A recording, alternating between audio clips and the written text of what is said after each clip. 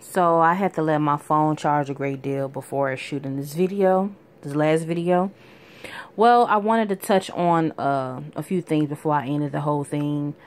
Basically, when making a wig with caps, you want to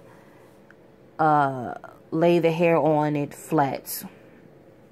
And you want to make sure that the cap is stretched and not bunched up. So what I have to do is I have to place my fingers inside the cap, you know, to like lay the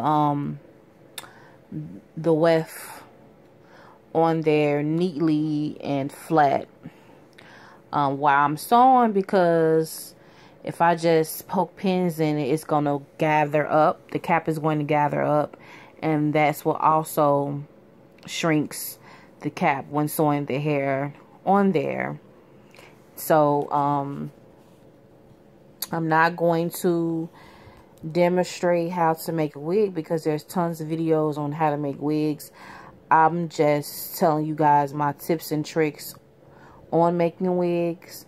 When I get my setup together, if this wig come out right, I'll record making a wig if you guys want to see it. I just wanted to come on to talk about my little tips and tricks when making a wig, because I was so irritated that I just kept getting failed. I mean, I had to start over about 3 or 4 times. The hair, I'm not gonna the hair basically got old and, you know, a little tangled up. I had to fix it, put conditioner on it, ride it back up.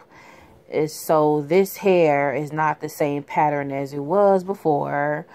So it's a lot.